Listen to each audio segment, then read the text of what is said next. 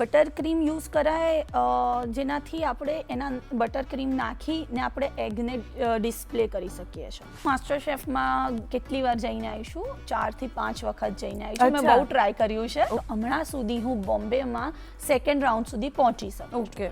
બેકરીઝ વાળા તૈયાર રાખે છે, જે તો સ્પંજ હોય છે, વેનીલા સ્પંજ હોય છે, ચોકલેટ સ્પંજ હોય છે અને ક્રીમ. હોમ બેકર વાળા છે ને, એ જ્યારે ઓર્ડર આવે છે ત્યારે સ્પેશિયલી એમના માટે મટીરિયલ લાવીએ છીએ, એમના કસ્ટમાઇઝ જેવી રીતે. હેલ્ધી કેક્સમાં ડેટ્સથી બને છે.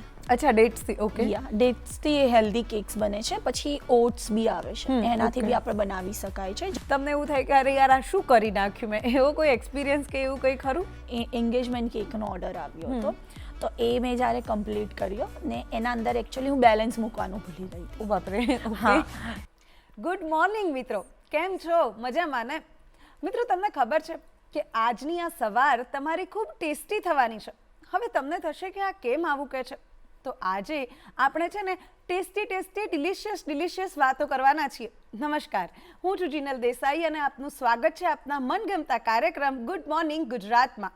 મિત્રો, મેં કહ્યું એમ આજની આપણી આ સવાર ટેસ્ટી થવાની છે, પણ કેવી રીતે એ તમને ખૂબ જલ્દી ખબર પડી જશે. આજે આપણી સાથે એક એવા અતિથિ જોડાયા છે જે આપણા જીવનમાં આપણી ખુશીઓનો એક ભાગ બને છે. ખૂબ અજાણતા, દૂર રહીને પણ એ આપણી ખુશીઓમાં આપણી સાથે સેલિબ્રેટ કરે છે. આપણી સાથે આજે એક એવા વ્યક્તિ જોડાયા છે જે ઘરેથી કેક બનાવી અને આપણા પ્રસંગોમાં પહોંચાડે છે અને આપણા પ્રસંગોને ખૂબ સરસ અને ટેસ્ટી બનાવે છે. તો આવો આપણે સ્વાગત કરીએ આપણા આજના અતિથિ હોમ બેકર ફરહા લાલીવાલાનું. Thank you so much. ફરહાબેન, આપનું ખૂબ ખૂબ સ્વાગત છે અમારા સરસ મજાના કાર્યક્રમમાં. Thank you. તો હવે મેં કીધું એમ કે તમે અમારા જીવનને ટેસ્ટી બનાવો છો, રાઈટ? સાચી વાત. પણ તમારા જીવનમાં આ કેકનો ટેસ્ટ ક્યારથી તમને લાગ્યો? કેકનો ચટાકો ક્યારથી લાગ્યો? ખાવાનો નહીં પણ બનાવવાનો. યસ. એ થોડું કહેશો. આ 15 વર્ષ પહેલાં મને લાગ્યો હતો આ ચટાકો. ઓકે. યસ. હવે એમાં એવી હતી સિચ્યુએશન કે મેં એક વખત યુટ્યુબ પર જોઈ હતી રેસીપી, આપણે કેક્સ બનાવવાની, બ્લેક ફોરેસ્ટ કેક બનાવવાની રેસીપી મેં જોઈ હતી. મેં કીધું લાય હવે હું આ ટ્રાય કરું. પછી મેં એ રેસીપી ટ્રાય કરી, પણ બિલકુલ મારાથી ના બની. ને પછી મેં બીજી વખત ટ્રાય કરી, ત્રીજી વખત ટ્રાય કરી, તો બી મારાથી ના બની. ને એકચ્યુઅલી એક વખત એટલું હાર્ડ બની ગયું હતું ને કેક મારાથી કે એને આપણે કાપીએ ને તો બી એ કટ નહોતું થતું. એકચ્યુઅલી ઉપરથી નીચે બી ફેંકીએ ને તો બી કટ નહોતું થતું. એટલું બધું હાર્ડ બની ગયું હતું. ને પછી મેં વિચાર્યું કે આ કેમ ના બને, બીજાથી બને છે તો મારાથી કેમ ના બને. એટલા માટે તો મેં કીધું કે જ્યાં સુધી નહીં બને ને આ કેક, ત્યાં સુધી હું એને ટ્રાય કરતી રહીશ. ઓકે. પછી મેં બહુ ટ્રાય કર્યું ને બહુ જ મટીરિયલ બી વેસ્ટ થયું ને ડસ્ટબિન બી ભરાઈ જતા હતા. મારા ફેમિલી વાળા બધા કે તું શું કરે છે, ખાલી ખોલી મટીરિયલ વેસ્ટ કરે છે. પછી મેં કીધું ના મમ્મી, હું તો ભાઈ બનાવીને જ રહીશ. મેં કીધું કેમ ના બને, જરૂર. પછી મેં ફરીથી ટ્રાય કર્યું, બહુ બધી રેસીપી સર્ચ મારી. પછી પ્રોપરલી મને લાગ્યું કે ના ભાઈ આ રેસીપીથી બની શકે છે આપણું કેક. તો પછી મેં બનાવવાનું ચાલુ કર્યું. તો મેં જસ્ટ ખાલી પહેલે સ્પંજ પર ટ્રાય કર્યું. એમ નહીં કે આપણે ક્રીમ બનાવો, ડેકોરેશન કરો, એવું નહીં. જસ્ટ ખાલી મેઇન હતું કેકમાં સ્પંજ હોય છે અંદર. તો મેં કીધું કે પહેલે સ્પંજથી ટ્રાય કરો, પછી ધીમે ધીમે એક બાય સ્ટેપ કરો, તારે કેક્સ બને છે. પછી મેં 1.5 કે 2 વર્ષ સુધી મેં ટ્રાય કર્યું છે સોશિયલ મીડિયા ઉપરથી રેસિપીઝ લઈને, અને ફાઇનલી મને 2 વર્ષ પછી મારું સ્પંજ તૈયાર થયું હતું. ઓકે. એટલે ખાલી તમારે જે બેઝ, જે સ્પંજ આવે એ તૈયાર કરતા તમને 2 વર્ષ લાગ્યા, રાઈટ? તો હવે તમારા કિસ્સામાં મને એવું થાય કે સામાન્ય રીતે એવું કહેવાય કે ભાઈ નિષ્ફળતા જ સફળતાની પહેલી ચાવી છે, રાઈટ? રાઈટ. પણ ઘણા લોકો એવા હોય, લાઈક મને પણ ઇન્ક્લુડ કરી દો કે મેં એકવાર કેક બનાવવાનો ઘરે ટ્રાય કર્યો, ના સારું બન્યું, પછી છોડી દીધું. પછી મેં હજુ સુધી વિચાર જ નથી કર્યો, કારણ કે માર્કેટમાં ઓલરેડી આટલા બધા કેક્સ બને છે અને તમારા જેવા ઘણા લોકો છે જે બનાવીને સરસ મજાનું આપે છે. તો મારા જેવા પણ ઘણા લોકો હશે, રાઈટ? કારણ કે 2 વર્ષ સુધી નિષ્ફળતા મળવી એ ડિમોટિવેટ કરવા માટે બહુ ઇનફ રીઝન છે. તો એવું કયું કારણ હતું કે તમે ડટ્યા રહ્યા અને 2 વર્ષ સુધી તો ખાલી તમે મહેનત જ કરી એક વસ્તુને પરફેક્ટ બનાવવામાં? યસ. એકચ્યુઅલી હું જ્યારે કેક્સ બનાવતી હતી ને તો અમુક લોકો એવું કહેતા હતા કે છોડી દે, તું નહીં બને તારાથી. તો મેં વિચારતી હતું કે કેમ, એટલે આપણે મહેનત કરીશું તો એક ને એક દિવસે એ સફળતા આપણને જરૂર મળશે. ઓકે. તો મેં એ જે લોકો જે ના કહેતા હતા ને એ લોકોને મારે બતાવતું કે ભાઈ આપણે મહેનત કરીએ તો આપણને જરૂર એ કામયાબી મળશે ને એ લોકો એવું કહેતા હતા કે તું કેક તો નહીં જ બનાવી શકે, બોલે ઇમ્પોસિબલ છે. અચ્છા, તો મેં કીધું એ લોકોને બતાવવા પછી મેં કેક્સ માટે મેં કીધું ના બસ મારે આ કેક્સ બનાવવું જ છે ને બનાવીને આના અંદર જ હું મારી લાઈફ બનાવીશ, કરિયર બનાવીશ. તો બસ એ જોવા માટે, એ બધાને કહેવા માટે મેં આ કેક્સ બનાવ્યું ને મને સફળતા મળી ને આજે 15 વર્ષ થયા છે મારે હોમ બેકર બન્યા સુધી ને હું હમણાં કેક આર્ટિસ્ટ છું. Okay, yes. તો લાઈક 15 વર્ષની તમારી આ જર્ની છે, રાઈટ? અને કેક એવી વસ્તુ છે કે એમાં કંઈક ને કંઈક ઇનોવેશન થતું જાય છે, અલગ અલગ પ્રકારના ટ્રેન્ડ આવતા જાય છે, બરોબર? તો જ્યારે તમે શરૂ કર્યું 15 વર્ષ પહેલાં જે બેઝિક કેક આવતી હતી એ હશે. હવે અત્યારે આપણે જોઈએ તો ખૂબ અલગ અલગ પ્રકારની પહેલાં પિનાટા કેક આવતી હતી, વચ્ચે પહેલાં એનો ટ્રેન્ડ હતો. હવે ડ્રીમ કેક આવે છે, એન્ટી ગ્રેવિટી કેક આવે છે, એવી ઘણી બધી પ્રકારની કેક્સ આવે છે. તો અત્યારે જે છે એ કેવા પ્રકારની કેકના ટ્રેન્ડ ચાલે છે અને લોકોને વધારે કઈ કેક પસંદ છે? એકચ્યુઅલી છે ને બધા છે ને જે પહેલે સારું દેખાય ને એવી કેક એ લોકો પસંદ કરતા હોય છે, બરાબર? તો હમણાં જે રોટેટેડ કેક આવે છે, જે ઉપરનો જે પોઝ હોય છે ને, જે બેઝ હોય છે, એ આખું ટર્ન થાય છે. ઓકે, બરાબર? તો એના ઉપર લોકો હમણાં બહુ ટ્રેન્ડ ચાલ્યો છે કે એવી કેક્સ લોકો વધારે પસંદ કરતા હોય છે. પછી હમણાં એના પહેલે તમે જોશો તો ડ્રીમ કેક બી આવ્યું, જેને આપણે અમુક લોકો ટીન કેક બી કહે છે, તો એનો બી ટ્રેન્ડ બહુ ચાલ્યો. તો પછી બેન્ટો કેક્સ બી બહુ ચાલ્યું. તો જે કેક એટ્રેક્શન કરે છે ને લોકોને, કસ્ટમરને, એવી કેક્સ લોકો વધારે પસંદ કરે છે. પછી ફ્લેવર તમે કોઈ બી તમે લઈ શકો છો. અમુક કસ્ટમર એવા બી હોય છે કે અમને છે ને ખાલી લુક્સ જ જોઈએ છે, અમને ટેસ્ટ એટલો નથી જોઈતો. કેમ કે એ લોકોને હમણાં શું છે, ફોટોઝનો જમાનો છે, સોશિયલ મીડિયાનો જમાનો છે. તો બધાની ફોટોઝ સારા મૂકે ને પછી એનું રીલ બનાવીને બધા અપલોડ કરે. એના માટે લોકો છે ને બધા પહેલે ડેકોરેશન જ વધારે આપે છે. તો એના માટે એક ફાઉન્ડન પેસ્ટ આવે છે, જે સુગર પેસ્ટ કરીને આવે છે. તો એના ઉપર તમે કશું બી બનાવી શકો છો. એક્ઝામ્પલ, તમે આવી રીતે બેઠા છો ને તો હું તમારો પીક પાડી લઉં ને પછી સેમ ટુ સેમ એ સુગર પેસ્ટમાં હું તમારું same to same edible statue બનાવી શકું છું. પછી એ તમારે કેક્સ પર એસેમ્બલ કરી દેવા. પછી એવી રીતે બિરયાની કોઈને ગમતી હોય છે તો કોઈ બિરયાની બાઉલ બનાવરાવે છે, તો જે બિરયાનીના ઉપર જે રાઈસ હોય છે, ફિર લેમન્સ હોય છે, એ બધું ફાઉન્ડનથી બને છે. પછી એના ઉપર પેઇન્ટ કરવાનું આપણે. તો એને કહેવાય છે ફાઉન્ડન કેક, જે સેમ ટુ સેમ તમે કશું બી આપો ને એનું આપણે બનાવી શકીએ. તો એવી કેક્સ લોકો આજ વધારે પસંદ કરે છે. ઓકે, તો હવે કેટલાક જાણીતા ફ્લેવર્સ છે, બરોબર? કે ભાઈ એક ચોકલેટ ફ્લેવર થઈ ગયું, ડાર્ક ફોરેસ્ટ થઈ ગયું, એ બધા અમુક છે, બ્લેક ટ્રફલ થઈ ગયું, એ બધા છે.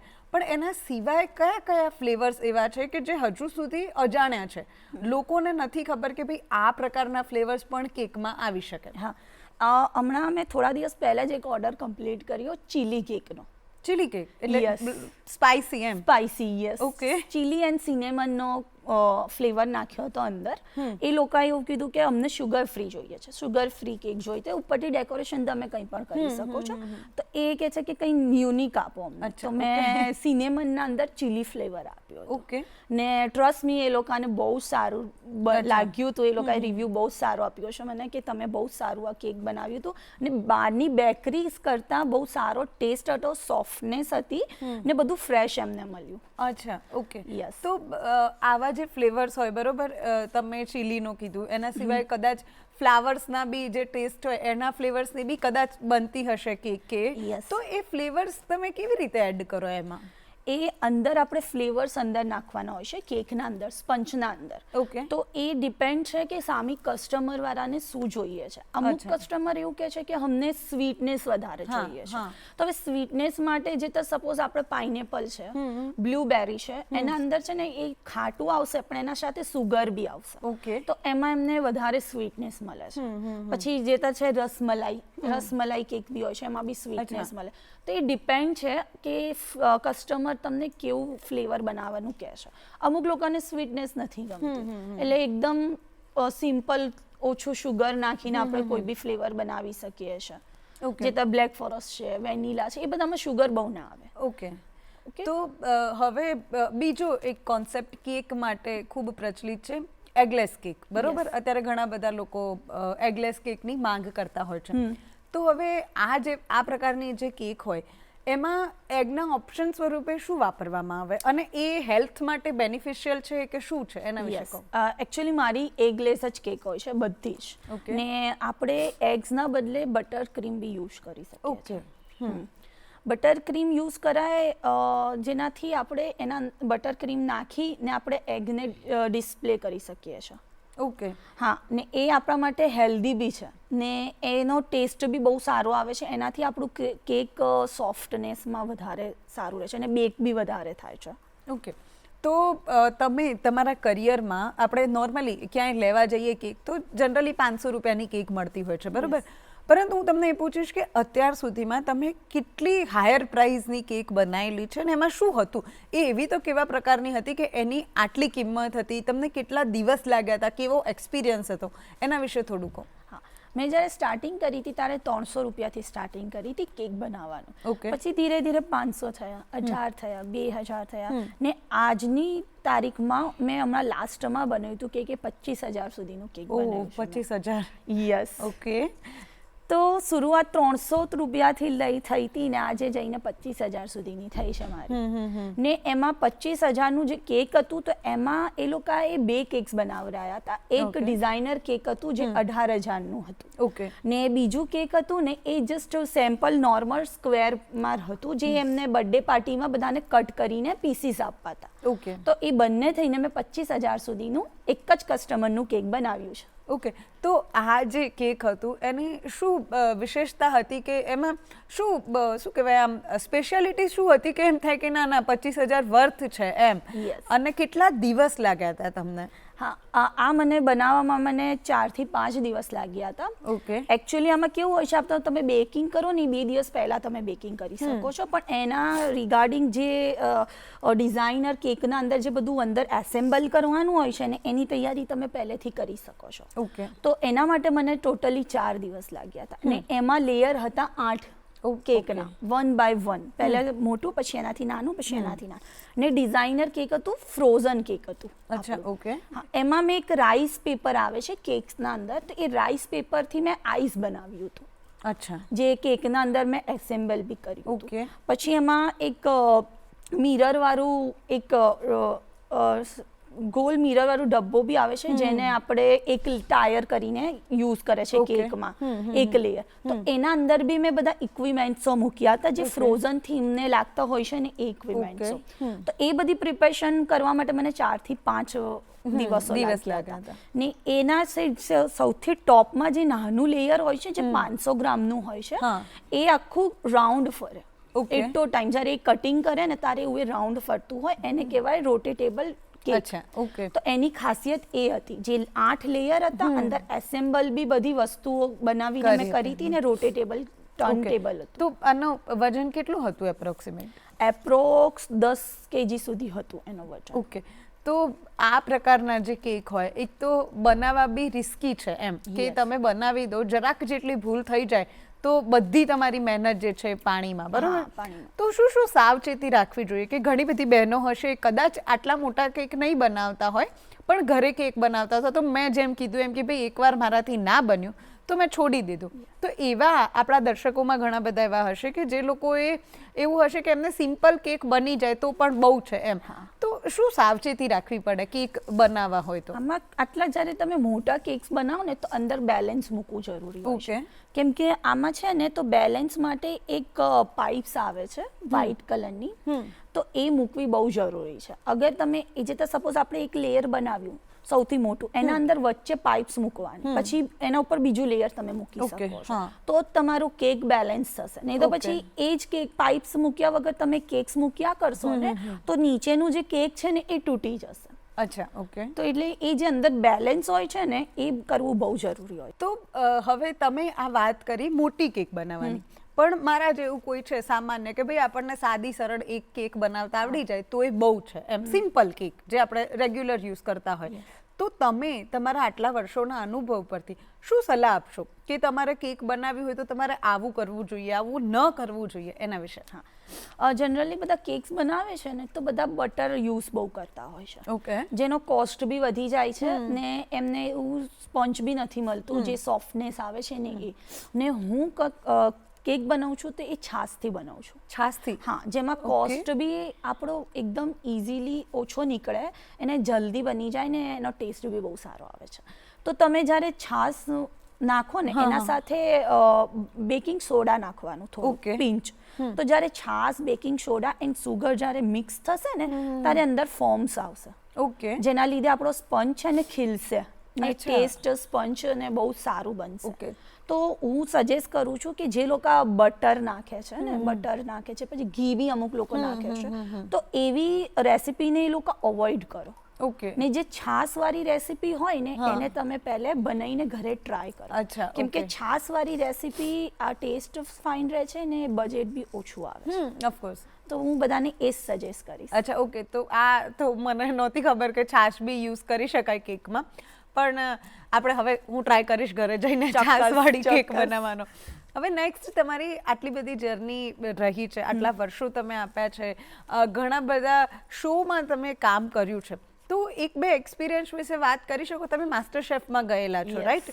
તો એના એક્સપિરિયન્સ અથવા તો બીજો કોઈ શો હોય એના એક્સપિરિયન્સ વિશે વાત કરી શકો કે કેવું હોય છે? યસ, હું માસ્ટર શેફમાં કેટલી વાર જઈને આવી છું, 4 થી 5 વખત જઈને આવી છું. મેં બહુ ટ્રાય કર્યું છે. ઓકે. પછી ધીરે એકચ્યુઅલી હું અહીંયા જ્યારે આવી હતી ને ત્યારે એક વખત મેં ટ્રાય કર્યું હતું સીઝન 3માં. ઓકે. ફર્સ્ટ ટાઈમ મેં સીઝન 3માં ટ્રાય કર્યું હતું. તો અહીંયા અમદાવાદમાં 2 થી 3 રાઉન્ડ હોય છે. ઓકે. તેમાં ફર્સ્ટ જ રાઉન્ડમાં હું આઉટ થઈ ગઈ. ઓકે. પછી સેકન્ડ ટાઈમ મેં કીધું કે ફરીથી આવ્યું જ્યારે 1 વર્ષ પછી, તો મેં કીધું ફરીથી ટ્રાય કરું. તારે બી હું આઉટ થઈ ગઈ. ઓકે. પછી મેં થર્ડ ટાઈમ ટ્રાય કર્યું, તારે જઈને હું 2 લેવલ આગળ વધી શકી.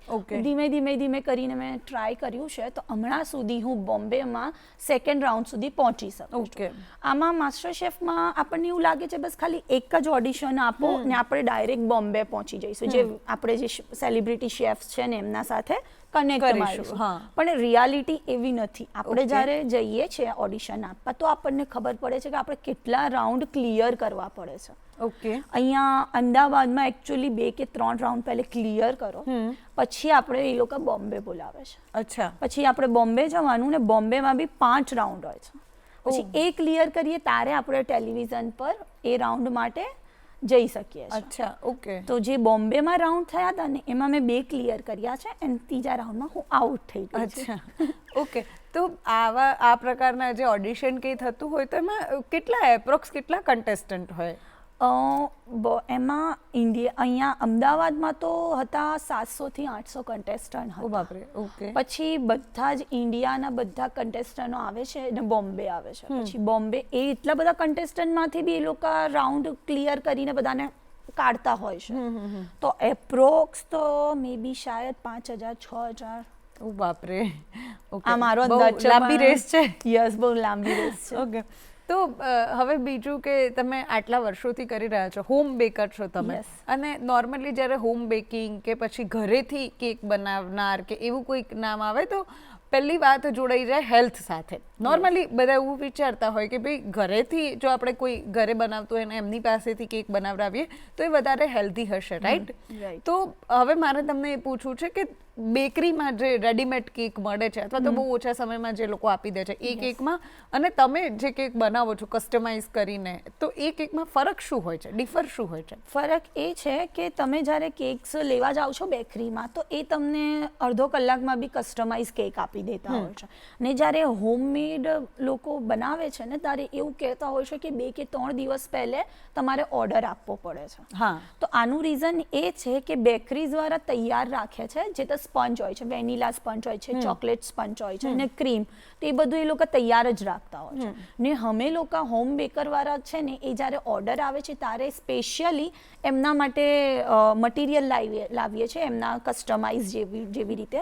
પછી સ્પેશિયલી વેનીલા સ્પંજ બનાવીએ કે ચોકલેટ સ્પંજ બનાવીએ, પછી વ્હીપ ક્રીમ બી એમના માટે બનાવીએ. તો બધું જ એમને ફ્રેશ મળે છે ને હાઇજેનિક વાળું બને છે. ઓકે. ને બેકરીઝમાં એ લોકો પહેલેથી તૈયાર કરીને રાખ્યો છે અને અનહાઇજેનિક હોય છે. છે, એ લોકો તો કશી બી રીતે બનાવી દેતા હોય છે ને. અચ્છા. તો ડિફરન્સ એ છે કે એ લોકોને પ્યોર વસ્તુ મળશે હોમમેડ વાળા જોડે, ને ટેસ્ટ બી બહુ સારો મળશે. ઓકે, તો આપણે હજુ વધારે વાતો કરીશું દર્શક મિત્રો, પરંતુ અત્યારે સમય થયો છે એક નાનકડા વિરામનો. મેં કીધું હતું એમ તમારી સવાર ચોક્કસથી ટેસ્ટી બનવાની છે અને હજુ ઘણી બધી કેક વિશેની રસપ્રદ વાતો કરવાની છે, પરંતુ મળીએ આ વિરામ બાદ.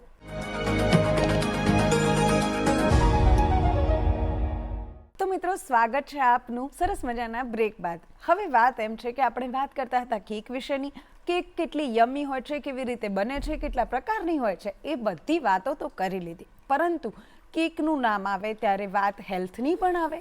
કારણ કે ઘણા બધા લોકોને તમે કહેતા સાંભળ્યા હશે કે ભાઈ આમાં શુગર આવે, બહુ ના ખવાય. તો ચાલો આજે આપણી સાથે જે એક્સપર્ટ છે એમને જ પૂછીએ કે ભાઈ હેલ્થ અને કેક એ બંનેનો સંબંધ કેવો છે. તો ફરાબેન, જરા મને હવે એ કહો કે ભાઈ કેક જે છે એને હેલ્ધી ઓપ્શન તરીકે ગણી શકાય કે ના ગણી શકાય, અને બીજા કોઈ એમાં મોડિફિકેશન હોય છે ખરા? યસ, આપણે કેક્સમાં બી હેલ્ધી કેક્સ હોય છે. ઓફકોર્સ તમે કેક્સ હેલ્ધી ગણી શકાય છે. ઓકે. બટ હેલ્ધી કેક્સમાં ડેટ્સથી બને છે. અચ્છા, ડેટ્સથી. ઓકે. યા, ડેટ્સથી હેલ્ધી કેક્સ બને છે. પછી ઓટ્સ બી આવે છે, એનાથી બી આપણે બનાવી શકાય છે, જેમાં આપણે બનાના નાખીને યુઝ કરી શકાય છે. ઓકે. ને એમાં શુગરના બદલે તમે હની યુઝ કરો, જેનાથી એ કેક્સ એકદમ હેલ્ધી થઈ જશે. ઓકે. તો એટલે એકદમ એ જે કેક હોય એ પણ આપણે આજે નોર્મલ કેક લાગતી હોય એવી જ લાગતી હોય દેખાવમાં, કે થોડી અલગ હોય એમ? દેખાવમાં તો આપણે એના ઉપર વ્હીપ ક્રીમ નાખીએ ને તો સેમ લાગે, પણ અમુક લોકો વ્હીપ ક્રીમ વગર બી એ લોકો ખાલી સ્પંચ લેતા હોય છે. અચ્છા. ઓકે. હા, એના અંદર ખાલી ઉપરથી આપણે જસ્ટ ફ્રૂટ્સ નાખીને આપી શકીએ છીએ, તો લુક થોડો ડિફરન્સ લાગશે, બટ ટેસ્ટ છે ને ઓલમોસ્ટ 90-50 ની આસપાસ થશે. Okay, nice. તો તમે હમણાં જે કીધું ફ્રૂટ ડેકોરેટ કરે કે એવું બધું, બરાબર, તો ઘણા ફ્લાવર પણ ડેકોરેટ કરતા હોય છે, બરાબર, કેકના ડેકોરેશન માટે ફ્લાવર યુઝ થતા હોય. તો એ જે ફ્લાવર છે એ એડિબલ હોય છે કે પછી આર્ટિફિશિયલ હોય છે, કે કેવી રીતના હોય, મિક્સ આવે છે કે શું હોય છે? એમાં તમે અગર ફાઉન્ડરના ફ્લાવર યુઝ કરતા હોય ને તો એડિબલ છે, ને અગર એમને પેલા જે નોર્મલ નોન એડિબલ યુઝ કરો ને એ બી લોકો મૂકી શકે છે. ઓકે. પણ આપણે જ્યાં સુધી જોઈએ ને ત્યાં સુધી આપણે એડિબલ જ વસ્તુ મૂકવી સારી, કેમ કે આપણે જ્યારે કસ્ટમરને કેક આપીએ છીએ ને તો એ જસ્ટ ત્યાં એમના ફેમિલી મેમ્બર હોય કાં તો કોઈ ગેસ્ટ હોય, એમાં કોઈ બચ્ચાએ કંઈ ખાઈ લીધું ને તો પછી એ આપણા માટે પ્રોબ્લેમ્સ છે. એટલે જ્યાં સુધી હોય ત્યાં સુધી તમે ફાઉન્ડન વાળા ફ્લાવર નાખવાની કોશિશ કરો. ઓકે.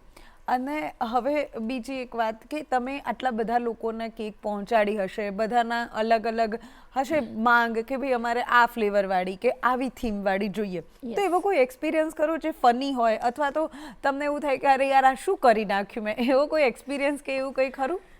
યસ, એ એક્સપિરિયન્સ છે. જ્યારે મારા જોડે એક એન્ગેજમેન્ટ કેકનો ઓર્ડર આવ્યો હતો, તો એ મેં જ્યારે કમ્પ્લીટ કર્યો ને એના અંદર એકચ્યુઅલી હું બેલેન્સ મૂકવાનું ભૂલી ગઈ હતી. ઓ બાપરે. હા, તો એ લઈને હું રિક્ષામાં જતી હતી ને એકચ્યુઅલી રિક્ષામાં જ એ ક્રેક થઈ ગયું હતું.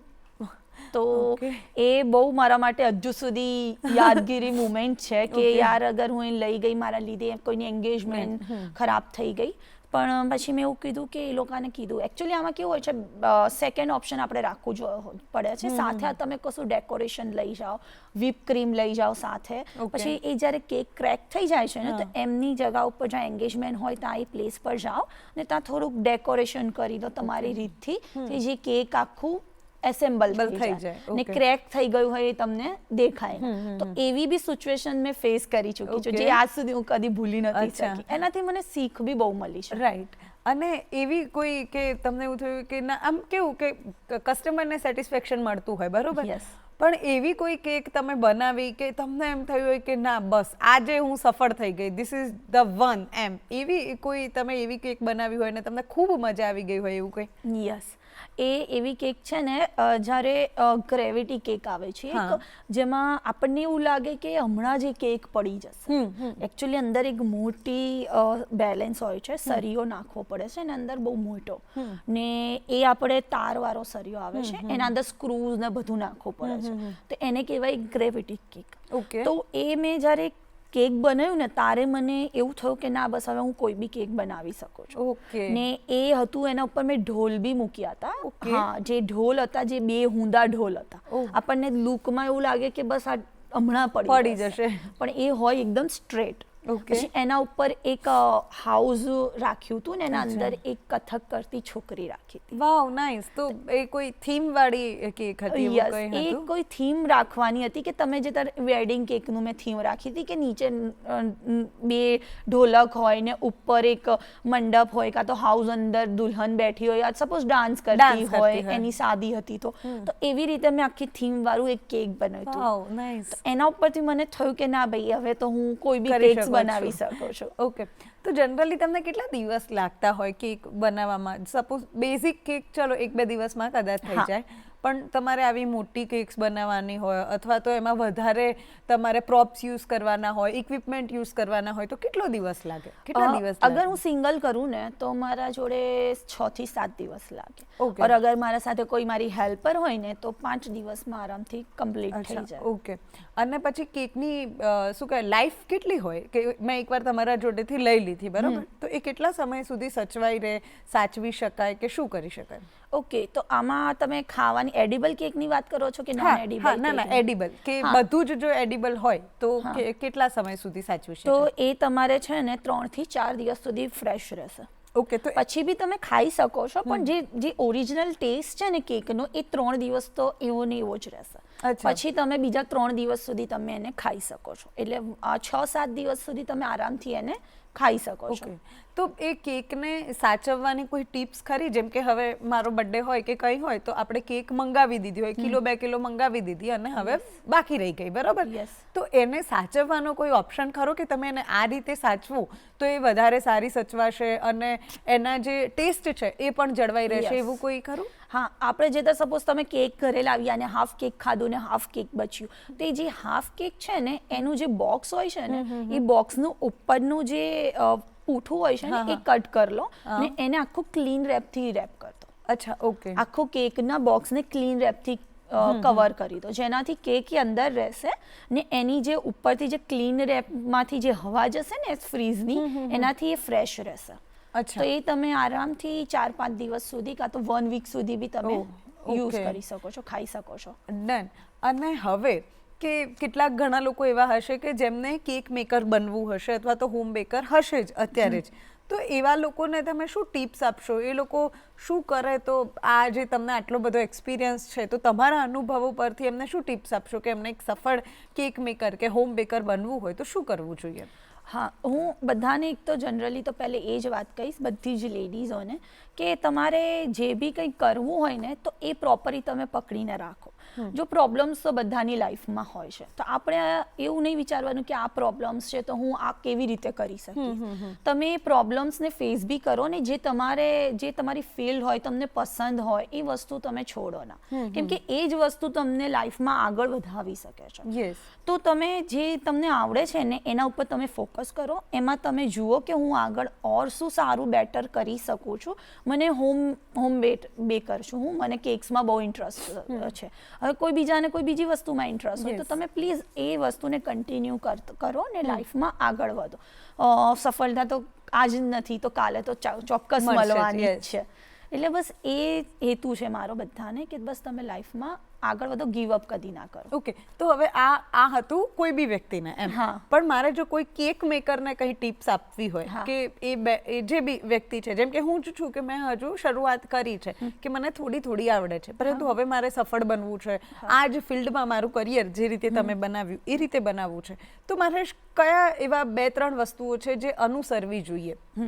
એક તો છે કે પેલું જ્યારે તમે વ્હીપ ક્રીમ, આમ બહુ ઇમ્પોર્ટન્ટ છે, જ્યારે કોઈ વ્હીપ ક્રીમ બનાવે છે જે કેકમાં એસેમ્બલ કરવાનું હોય છે તો જનરલી બધા લોકો શું કરે છે પંખાના નીચે બનાવતા હોય છે. ઓકે. તો આમાં વ્હીપ ક્રીમ બનાવો ને ત્યારે તમે પંખાના નીચે ના બનાવો, એને પંખા વગર તમે બનાવશો ને તો જલ્દી વ્હીપ્ડ થશે એવું. અચ્છા, ઓકે. ને એકદમ સોફ્ટનેસ આવશે અને સ્મૂથ આવશે જે તમે આરામથી કેકના ઉપર એસેમ્બલ કરી શકો છો. ઓકે. ને અગર તમારે હોમ બેકર બનવું હોય ને તો સ્ટાર્ટિંગથી તમારે પહેલે ફેમિલી મેમ્બર્સને ફ્રેન્ડ્સને તમારે કહેવું પડે કે હું આવી રીતે પરફેક્ટ કેક બનાવું છું. એકચ્યુઅલી પહેલે તો તમારે ખુદને પરફેક્ટ કેક બનાવી શીખવી પડશે, પછી તમારે ફ્રેન્ડ્સ ફેમિલીને કહેવું પડશે કે મેં આવી રીતે ઓર્ડર્સ લેવાનું સ્ટાર્ટ કર્યું છે. ને પછી એ ધીરે ધીરે ફ્રેન્ડ્સ ફેમિલીમાંથી વાયરલ થશે ને તમને બીજા કસ્ટમર આવશે ને તમે હોમ બેકરથી ધીમે ધીમે કેક આર્ટિસ્ટ બની શકશો. તો વી કેન સે કે પહેલા તો આપણે પરફેક્ટ બનવું પડશે, પછી Yes, લોકોને of course. વિશ્વાસ અપાવવો પડશે કે આપણે પરફેક્ટ છીએ, Yes. રાઈટ? તો આજે ખૂબ મજા આવી, અને જે રીતે મેં દર્શક મિત્રોને કહ્યું હતું એ રીતે અમારી સવાર બહુ ટેસ્ટી બનાવી તમે, અને ઘણી બધી કેક વિશે તમે વાત કરી જે નહોતી ખબર, લાઈક જે ગ્રેવિટી કેકની તમે વાત કરી, એ ખૂબ સખત ટ્રેન્ડિંગ વસ્તુ છે અને કેવી રીતે બને છે એના મૂળ વિશે તમે વાત કરી, એના માટે ખૂબ ખૂબ આભાર.